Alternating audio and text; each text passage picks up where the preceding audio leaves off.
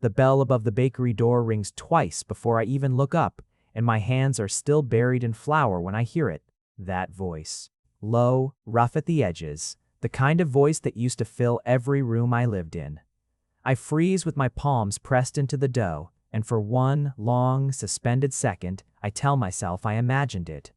I tell myself, 7 months of silence has finally cracked something loose in my head. Then I look up, and Cassian is standing in the doorway of a bakery in a town he was never supposed to find me in, and the whole world tilts sideways. He looks thinner than I remember. There are shadows under his eyes that weren't there before, and his jacket, the gray one, the one I used to steal because it smelled like him, hangs looser on his shoulders than it should. His eyes move over me once, twice, and I watch them catch on the curve of my stomach, the one I've been hiding under loose sweaters and aprons for months. The one I thought I'd have more time to figure out how to explain. His mouth opens, no sound comes out. I should run. I think about it. The back door is 20 feet away. I know this kitchen better than anyone. I could be gone before he even, but my feet don't move. 7 months of running has finally caught up to me, and standing here in front of him, I realize how exhausted I am. Not just tired. Bone deep, soul deep exhausted, the kind of tired that comes from carrying something heavy and secret for so long that you forget what it feels like to set it down. Lior, he says, and my name in his mouth sounds like something breaking. I don't answer. I can't. My hands are shaking now, flour dusting off my fingers in little white clouds, and I press them flat against my apron like that will steady anything at all. Yor! He stops, swallows. His eyes drop to my stomach again, and something moves across his face that I can't read. Not anger, not yet, something rawer than that, something that looks almost like grief. You're pregnant. I know, I say, because what else is there to say? My voice comes out steadier than I feel, which surprises me. I've known for a while. The bakery is quiet except for the hum of the ovens and the distant clatter of someone in the back room. Cassian takes a step forward, and I take a step back, without meaning to my hip bumping the counter, and I see the way his jaw tightens at the instinct in me that still, after everything, flinches away from him. 7 months, he says quietly. 7 months, Lior. I know how long it's been. Do you? Something sharper now, finally, the anger I'd been bracing for since the bell rang. Because I've counted every single day. Every single one. I didn't know if you were alive. I didn't know if you were. He cuts himself off, dragging a hand through his hair, and for a moment he looks less like the alpha I remember and more like someone who hasn't slept properly in months. I looked everywhere. I tore apart every contact we had. Your old packmates wouldn't talk to me. Your cousin hung up on me 3 times. I thought, you thought what? I thought you might be dead, he says, and his voice cracks clean down the middle on the last word. The flour on my hands has gone cold and sticky. Behind me, I hear the backroom door creak, and I know Marisol is about to come out and ask who's at the counter, and I know I have maybe 10 seconds before this entire conversation has an audience. And none of that matters, because all I can think about is the sound of his voice cracking and the way it split something open in my chest that I had stitched shut so carefully, so painstakingly. Over the last 7 months. I'm sorry, I say, and it comes out smaller than I meant it to. I'm sorry you thought that. That's it? His voice rises, just slightly, just enough that I see a customer near the front window glance over. 7 months of silence, and that's... Lior, do you understand what it's been like? Do you have any idea? I have some idea, yes, I snap back, and the sharpness surprises both of us. Because I was the one who left, Cassian. I was the one standing in that apartment with my bag already packed because I'd been planning it for weeks, because I couldn't keep doing that, living like that. With you looking at me like I was something you owned instead of someone you. I stop. My hand has found its way to my stomach without my permission, resting there the way it does now almost constantly, an instinct I picked up somewhere in the 2nd trimester and never lost. Cassian's eyes follow the movement, and whatever he was about to say dies in his throat. Can we? He says, and for the first time since he walked in, his voice is gentle, careful. The way you'd talk to something wounded. Can we not do this here? I look around. Really look. And see Marisol frozen in the kitchen doorway with a tray of cooling scones. See the two customers near the window, very obviously not looking at us, while very obviously listening to every word. See the late afternoon light, slanting gold and dusty through the front windows, the way it does every day at this hour. The light I used to sit in during my breaks because it made me feel less like I was hiding. Fine, I say, give me 10 minutes. The 7 months before this didn't start the way you'd think. They didn't start with me sobbing into a pillow or staring at a positive test with my hands shaking. They started 3 weeks after I left in a motel room, 2 towns over from the city Cassian and I had built our life in, with me staring at the ceiling and doing math in my head that I didn't want to do, counting backward through weeks. I'd been too miserable and too distracted to track properly. The fight that ended things. The fight that sent me running with one bag and an unreasonable amount of cash I'd been quietly saving for months. Wasn't even about anything dramatic. That's the part nobody believes when I think about telling this story. It wasn't infidelity, it wasn't violence, it wasn't some single catastrophic betrayal. It was smaller than that, and somehow that made it worse. It was about a job offer. A good one, 3 states away, the kind of opportunity that doesn't come twice. And Cassian, my Cassian, the one who used to leave little notes in my coat pockets, who used to drive 40 minutes out of his way just to bring me coffee from the place I liked, looked at me across our kitchen table and said, "You're not seriously considering that." Not a question. A statement. The kind of statement that assumes the conversation is already over before it's begun. I remember the way my whole body went cold. Not from fear. I want to be clear about that, because people hear Alpha and Omega and they assume things. They assume there was some violent power imbalance, some cruelty. There wasn't. Cassian never raised a hand to me, never threatened me, never did any of the things people picture when they hear stories like this. What he did was smaller and somehow more corrosive. He made decisions. Quietly, constantly, in 100 small ways I'd stopped noticing because I'd gotten so used to them. He'd RSVP for both of us to things without asking. He'd tell people our plans before he'd told me. He'd say things like, "We decided," about choices I had no memory of being part of, and every time I brought it up, gently, the way you do when you love someone and don't want to start a war, he'd look genuinely confused, genuinely hurt, and say, "I'm just trying to take care of you. Isn't that what I'm supposed to do?" And I'd let it go. Every time. Because he was trying. Because his instincts ran that way and he didn't know any different, and I loved him. I loved him so much, it sometimes felt like drowning, and I told myself that love meant patience, meant teaching, meant staying.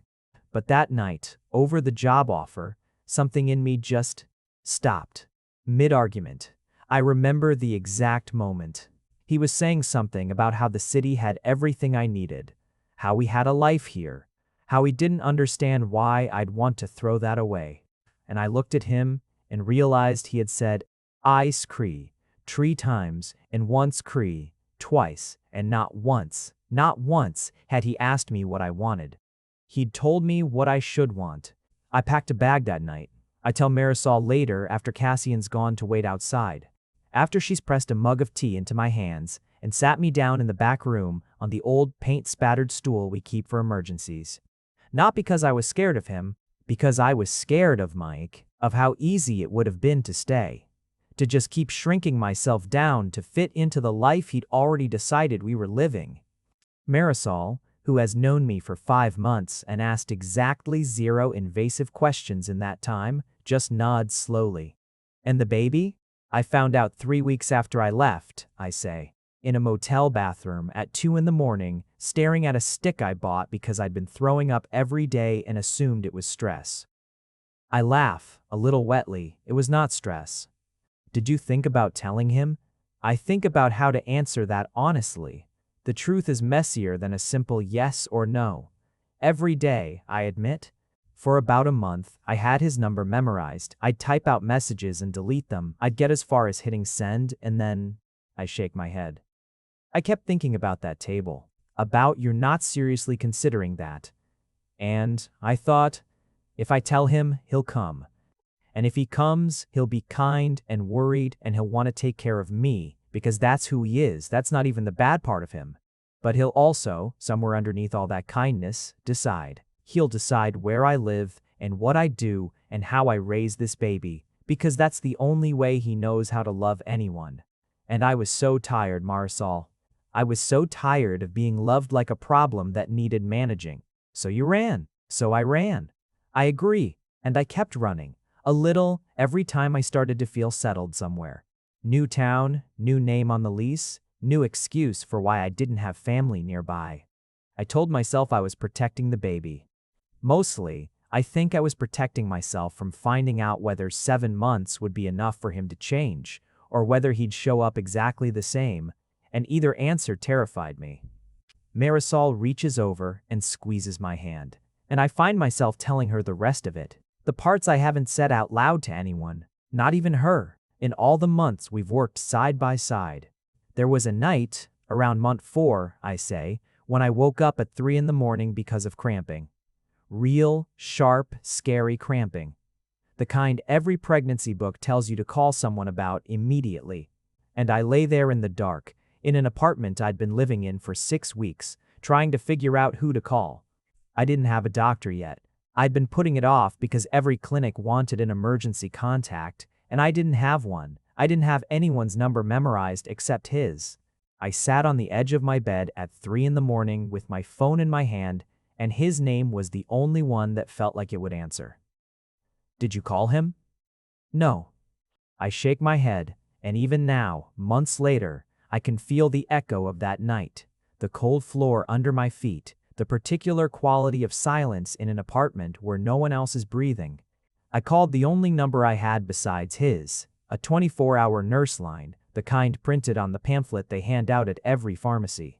I sat on the bathroom floor for 2 hours, talking to a stranger named Denise, who walked me through breathing exercises and told me, eventually, that it was probably round ligament pain, which is apparently extremely common and extremely terrifying and almost never dangerous. By the time the sun came up, I was fine. The baby was fine. Nothing had actually been wrong.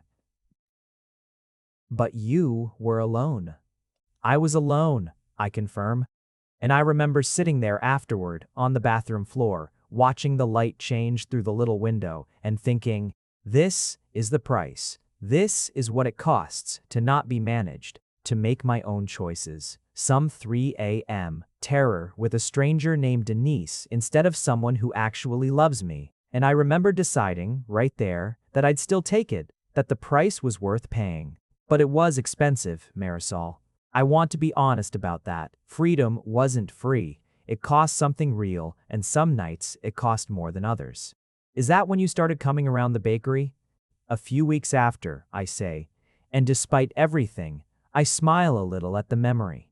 I walked past every morning on my way to a temp job I hated, and the smell got to me. You know how it is in the 3rd month when smells either make you sick or make you cry. And bread apparently does the second one to me. I started buying a roll every morning just to have an excuse to stand near the ovens for 5 minutes. And then one day you were short-staffed and you just handed me an apron. Like it was nothing. It was nothing, Marisol says, waving a flour-dusted hand. You looked like you needed something to do with your hands, and we needed someone who didn't mind early mornings. Best decision I ever made, hiring a stranger off the street because she looked sad over a cinnamon roll. You saved me, I tell her, and I mean it more than the words can really carry. Not in some dramatic way, just you gave me somewhere to be, somewhere warm, at 5 in the morning, where nobody asked questions I didn't want to answer, and where eventually, slowly, I started to feel like a person again instead of just someone hiding. Marisol's eyes are a little wet now, too, and she pats my hand briskly, the way she does when she's trying not to cry in front of people. Well, for what it's worth, I always figured there was someone out there missing you, something terrible. You had that look, the kind that comes from leaving in a hurry, not the kind that comes from never having anyone to begin with. She glances toward the wall, toward the muffled sound of pacing footsteps outside. Guess I was right. Guess you were, I admit. Before any of that, before the bakery, before the curb, before any of it, there were good years. I think it's important to say that, because otherwise this story sounds like a slow unraveling from the very beginning, and it wasn't. For a long time, Cassian was the best thing that had ever happened to me, and I don't say that lightly. I met him during a thunderstorm, which sounds like something out of a novel, but it's true. I ducked into a covered bus stop to get out of the rain, and he was already there, soaked through from some earlier downpour, holding 2 coffees because he'd bought one for a stranger ahead of him in line, and then the stranger had left before he could give it to them. He held the spare cup out to me without a word, like it was the most natural thing in the world, and when I asked why, he just shrugged and said, "Seemed like a waste otherwise."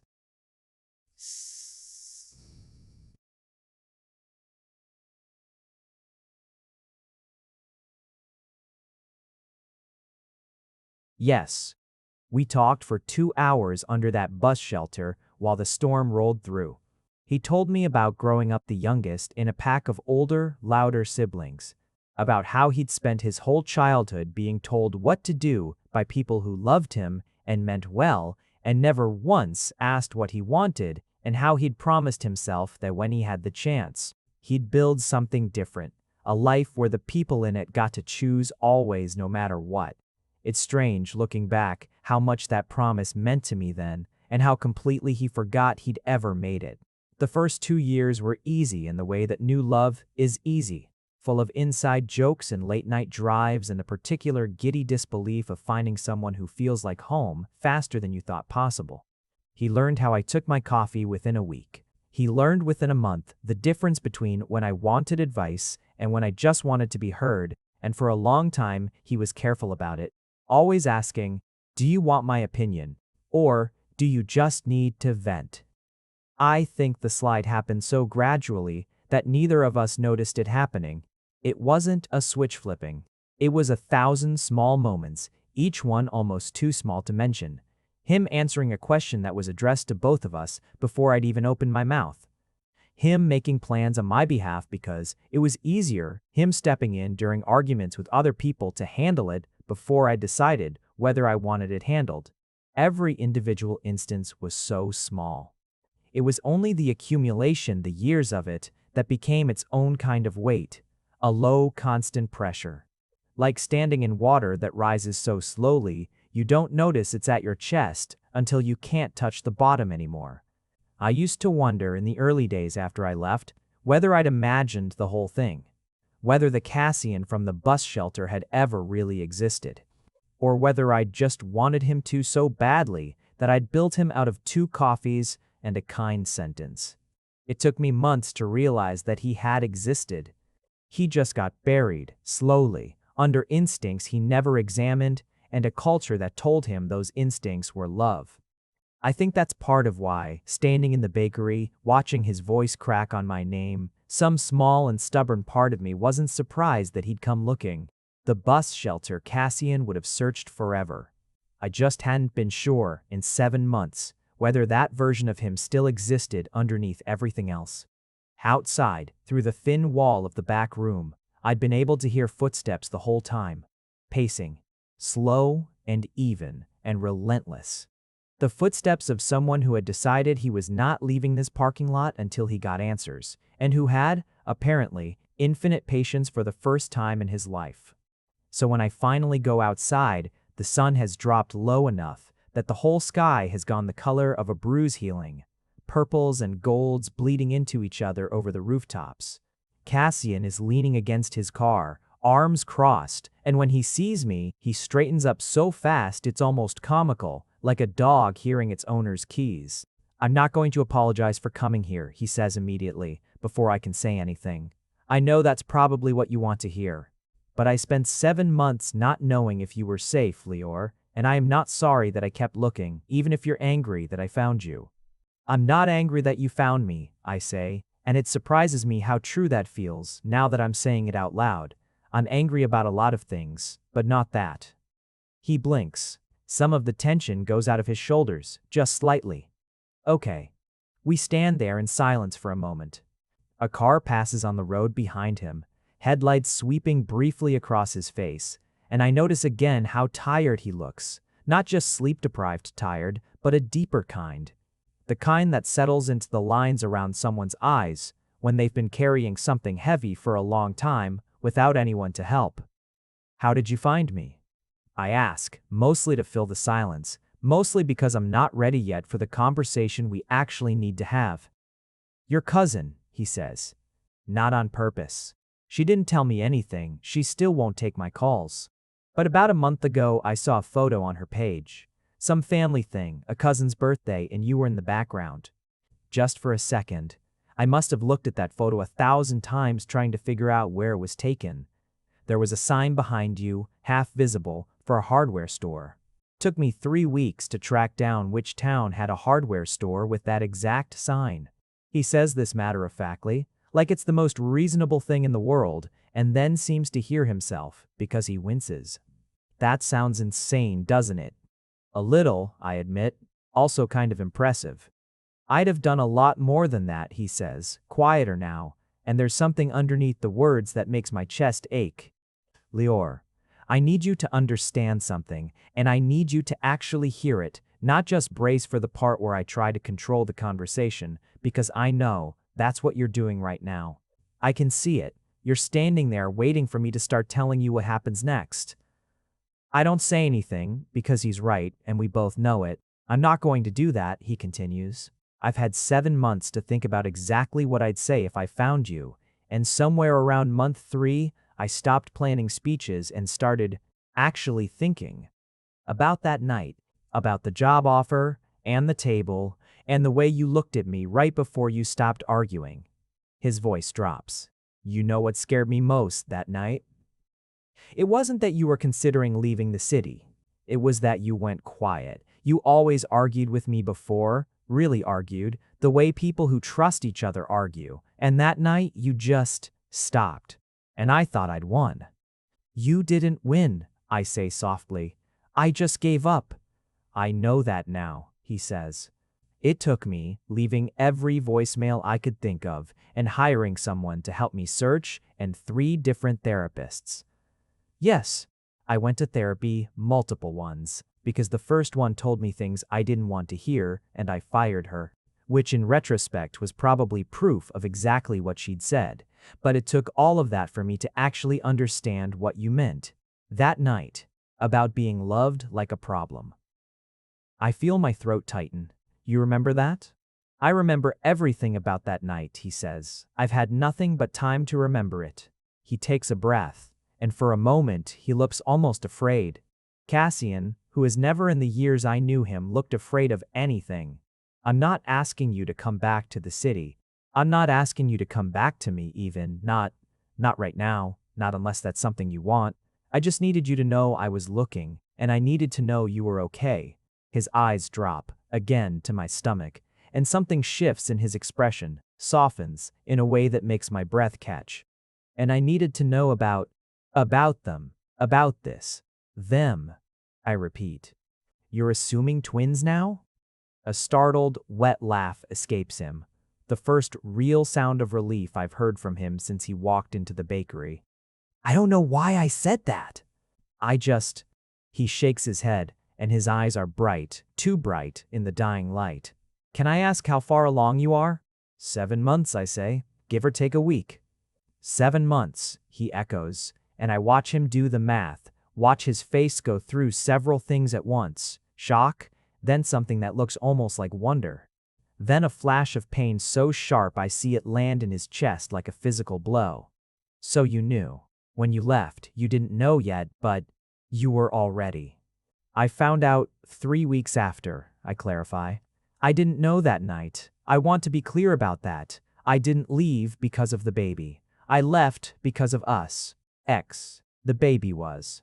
I press my hand to my stomach again, feeling the small, persistent flutter of movement that's become so familiar over the last weeks. The baby was something I found out about after alone in a motel bathroom, and I want you to understand that I have spent 7 months making every single decision about this pregnancy completely by myself. And I am not. My voice wavers and I hate that it does, but I push through it. I'm not going to apologize for that either. I needed to know I could. Do you understand? I needed to prove to myself that I could make a decision, any decision, without it being made for me. Cassian doesn't say anything right away. He looks at me for a long moment, and then, slowly, like he's asking permission with the movement itself, he sinks down, not toward me, but down, onto the curb beside his car, dropping his head into his hands. "I'm so sorry," he says, muffled into his palms. "I'm so sorry, Lior, for all of it. Not just that night, for years of nights like that. For making you feel like you had to disappear to find out who you were without me deciding it for you." He looks up, and his eyes are wet now, unmistakably. "I would never have wanted that. I need you to know that. If I had known, if I'd had any idea how it felt from your side, I would rather have lost every argument we ever had than make you feel like you had to run to be free." I find myself sitting down next to him on the curb, slowly, my hand braced on my lower back the way I've learned to do these last few months. The concrete is still warm from the day's sun. Somewhere down the street, a dog barks twice and falls silent.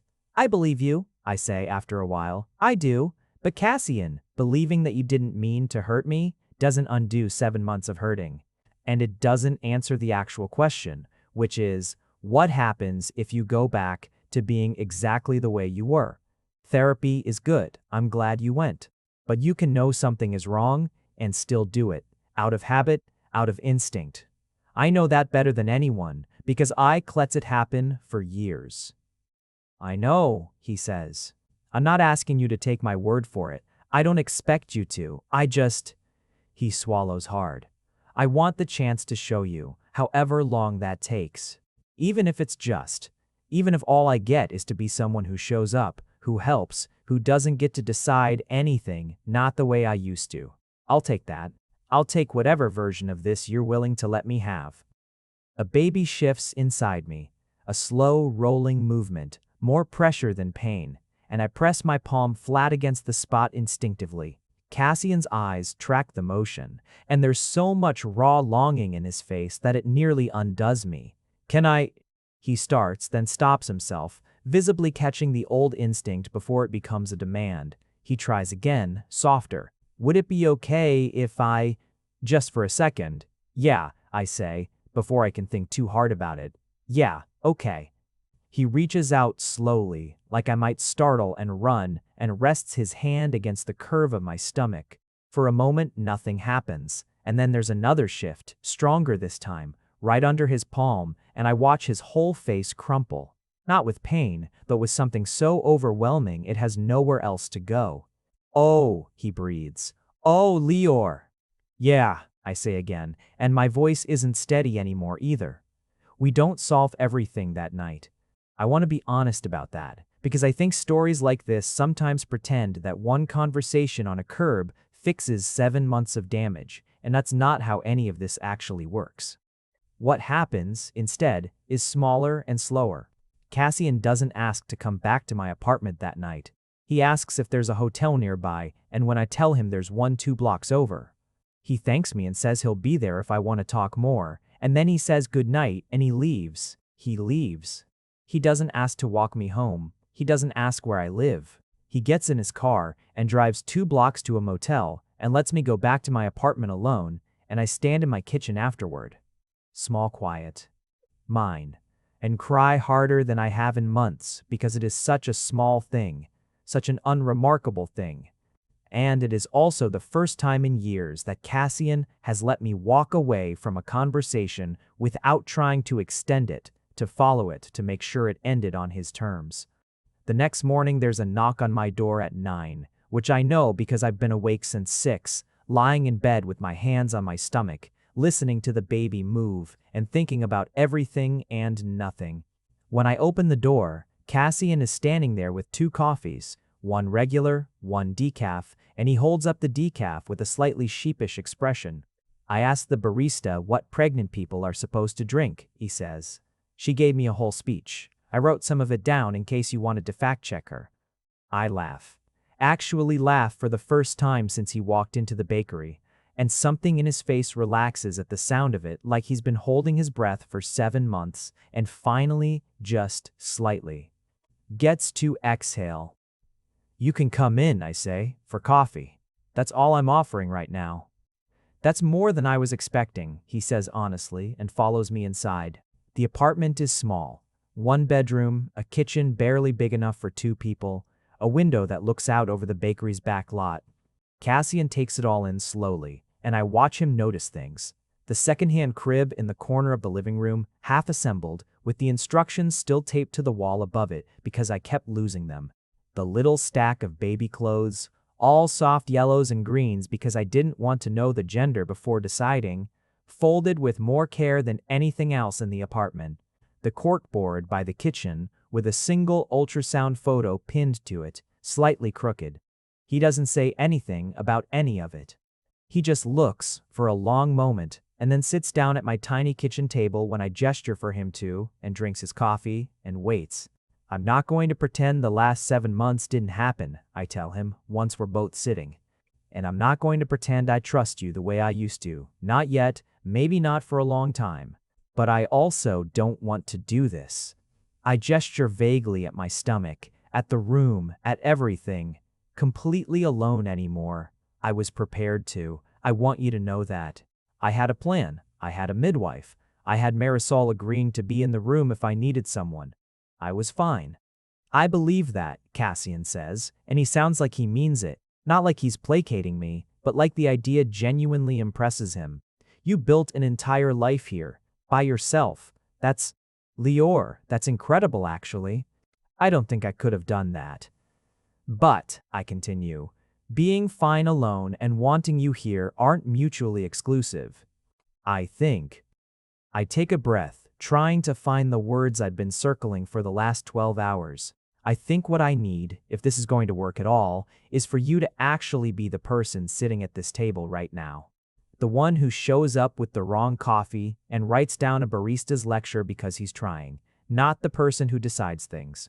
If you can be that person, if you can estaze that person, even when it's hard, even when your instincts are screaming at you to just take over and fix everything, then yeah, I'd like you to be here for this, for, my voice catches, for them. Them, Cassian repeats, and there's a ghost of a smile in it now, gentle. Still going with them? It's easier than picking a name before I know if I'm having a boy named Theo or a girl named Ren, I admit, and his eyebrows shoot up. You have names picked out? I have options. I've had a lot of time to think, Cassian. I find myself smiling too, despite everything, despite the ache that's still sitting heavy under my ribs. 7 months is a long time to be alone with your thoughts, Gorid-like. He reaches across the table slowly, and this time when his hand stops a few inches from mine, he waits, actually waits visibly, fighting every instinct that wants to just take my hand the way he used to. Without asking, I look at his hand, and then at his face, and I think about how strange it is that this small thing, a hand stopping, waiting, asking, feels like the biggest thing he's ever done for me. I close the distance myself, just my fingertips resting against his. Okay, I say quietly. Okay, let's figure this out, slowly. Slowly, he agrees, like it's a promise, like it's the only promise that matters right now. I can do slowly. I have a lot of practice waiting these days. It takes another 3 weeks before he asks if he can be in the room when the baby comes, and by then he's found himself an apartment, 2 streets over, not moving in with me, not even asking to. Just close enough that he can come by in the mornings with the correct coffee, now the decaf kind the barista swears by, and close enough that some evenings I find myself walking those 2 streets without entirely deciding to, just to see if he wants to get dinner. He gets a part-time job at the hardware store, whose sign led him here in the first place, which he finds enormously funny in a way that takes him days to fully explain. Something about poetic justice and the universe having a sense of humor. He starts coming to my midwife appointments, sitting quietly in the corner the first few times, asking before he speaks, asking before he reaches for my hand during the parts that hurt. He learns, slowly, what it looks like to support someone without steering them. He gets it wrong sometimes. There's a week around month 8 where he tries to research the safest options, For everything from car seats to hospitals without asking me first, and we have a real fight about it. The first real fight since he found me, and it's terrifying and also somehow a relief. Because it proves that we can fight and survive it and come out the other side still trying. I panicked, he admits afterward, sitting on my couch with his head in his hands. I saw the due date getting closer, and every instinct I have started screaming that I needed to fix things, make sure everything was perfect, and I went back to old habits. I'm sorry. I know, I say, and I mean it. But you noticed, and you're telling me, instead of just doing it anyway and hoping I wouldn't find out.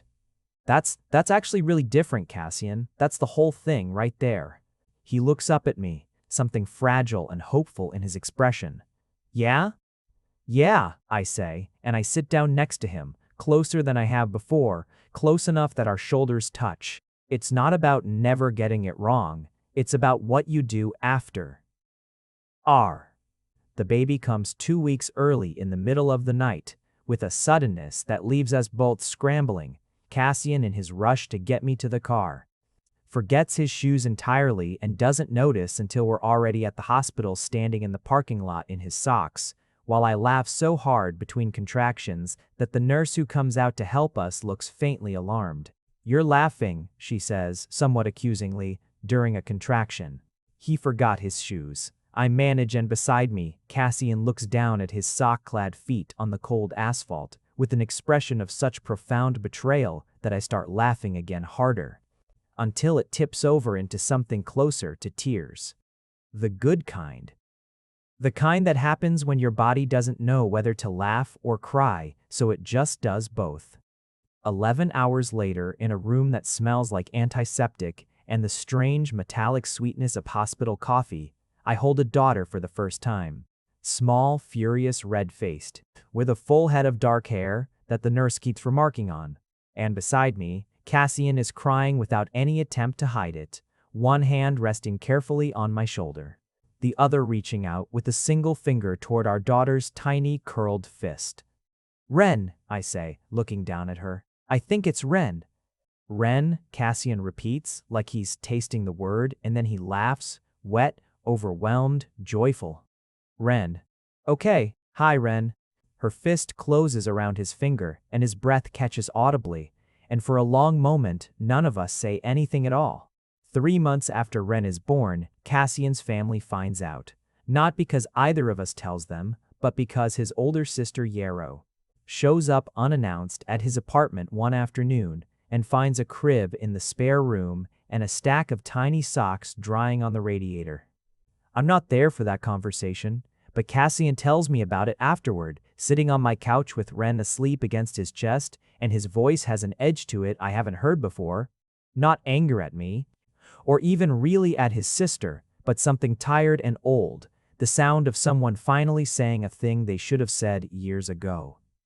She asked why I hadn't told the family, he says. Why I was, her words, hiding, a grandchild from everyone. And I told her the truth. I told her I hadn't told anyone because it wasn't my decision to make alone, that you'd get to decide who knew and when and how, and that if I went around her telling everyone before you were ready, I'd just be doing the exact same thing that made you leave in the first place. What did she say to that? She didn't take it well, Cassian admits, with a small wry twist to his mouth. She said I was being controlled, that he hesitates, and I can see him deciding whether to soften it and then deciding not to. She said you'd manipulated me into cutting off my own family, that this wasn't healthy, that a real partner wouldn't isolate me like this. Something cold moves through me, old and familiar. The particular sting of being talked about like a problem, like a danger, by people who've never met you. And what did you say? I told her that for 6 years I made every decision in this relationship without realizing I was doing it, and that the one time I finally asked someone what they wanted instead of deciding for them. My own sister called it manipulation. His jaw tightens just slightly. I told her that if she wanted to meet my daughter, she could start by asking you, not me, when that might be okay. And if she couldn't manage that, then maybe she could sit with why a simple request like that felt so unreasonable to her. I stare at him.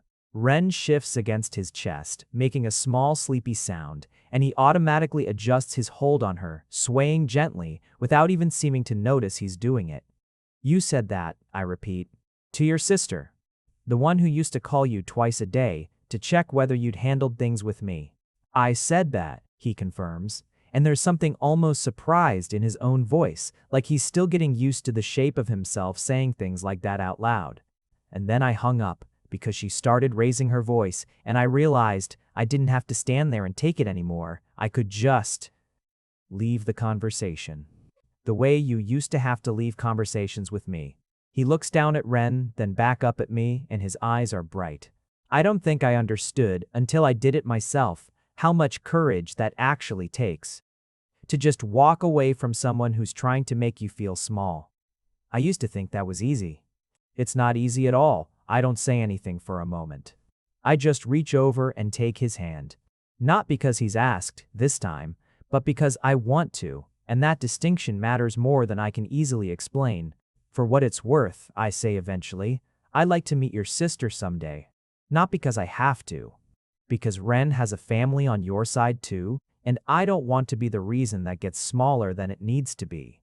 But it has to be on terms that work for both of us, not just terms that make her comfortable. I'll tell her that, Cassian says, whenever you're ready, no rush. A beat. She might need a while to come around, honestly. She's stubborn, runs in the family apparently. I noticed, I say dryly, and he laughs. Really laughs.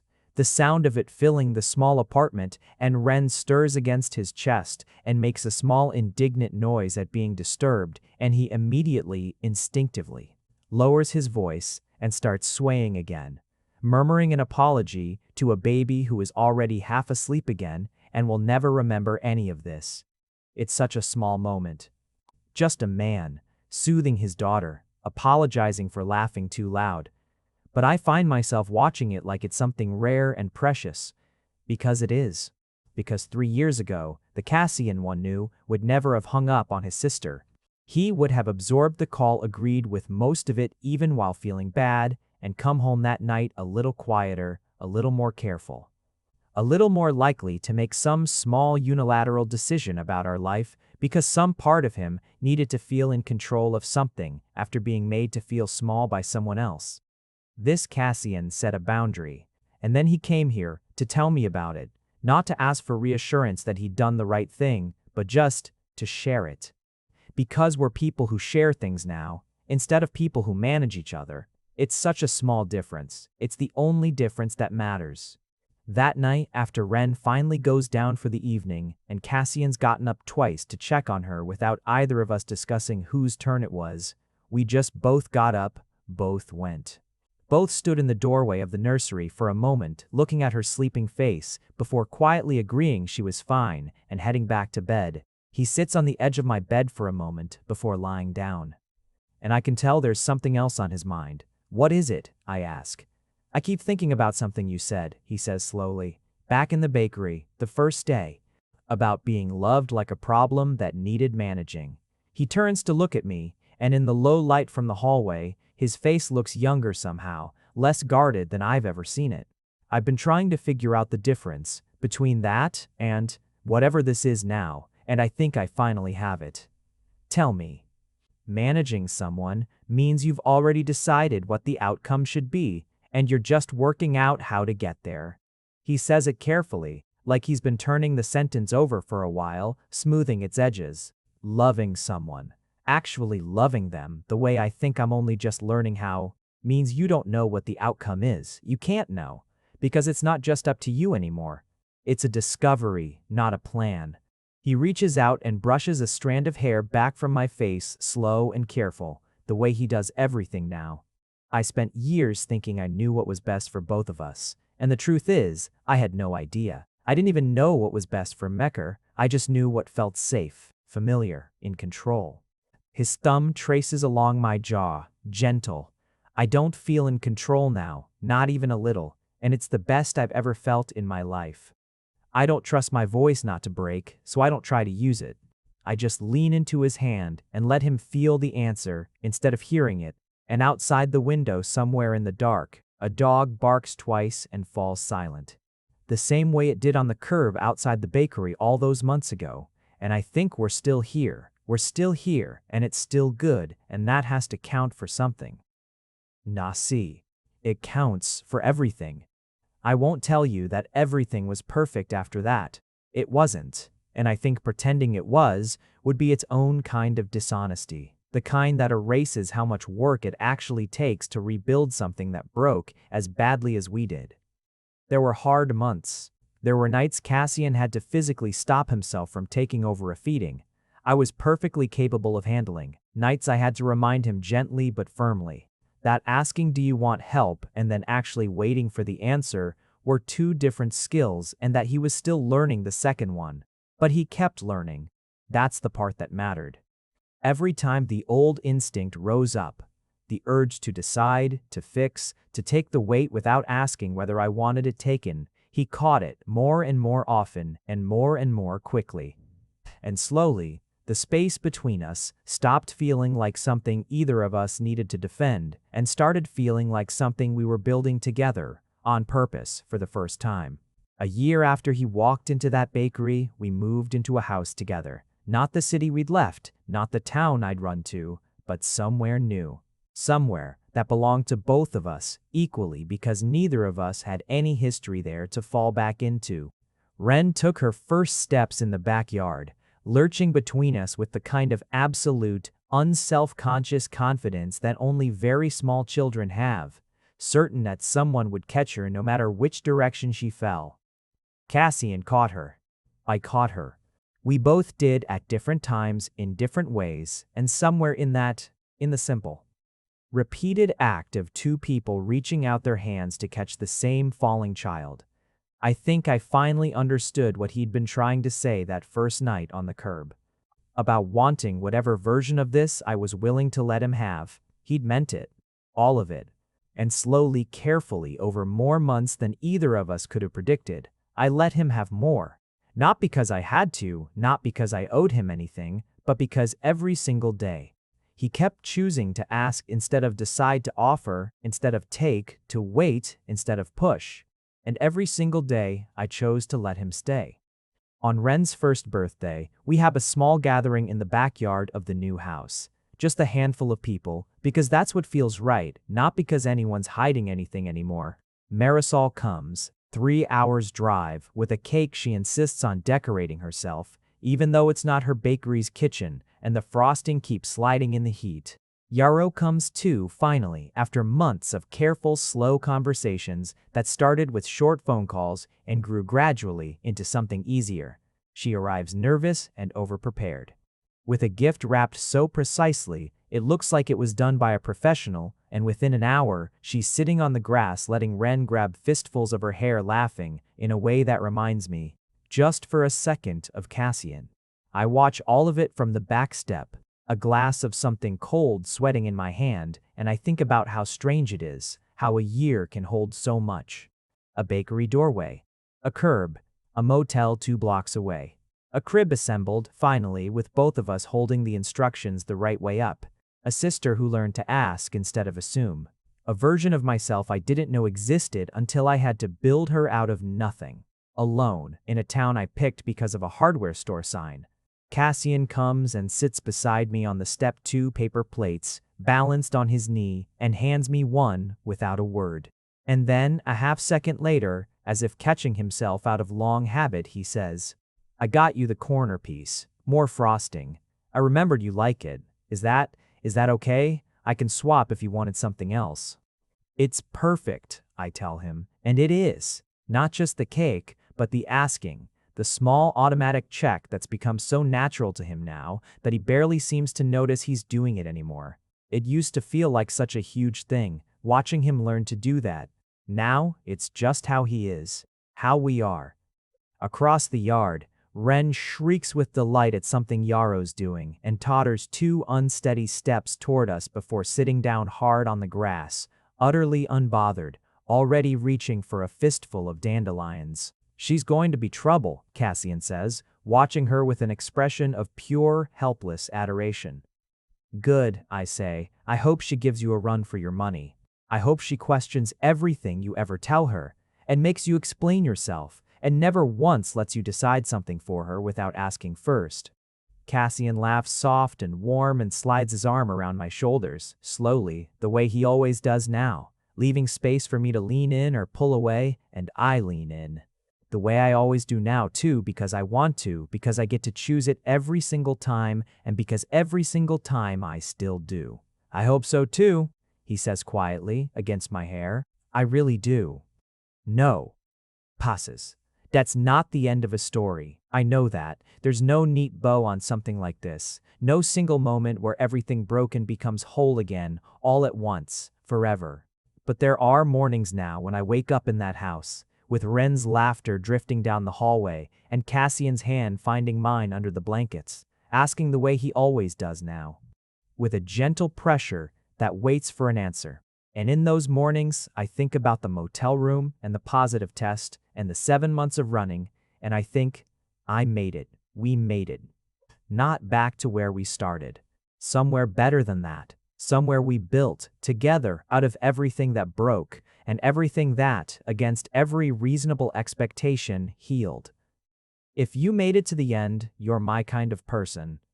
Leave a subscribe, comment down your favorite part of the story, and if you want early access to videos, exclusive content, or just want to support the channel, hit that join button right below the video. Even one member genuinely means the world to me. See you in the next one.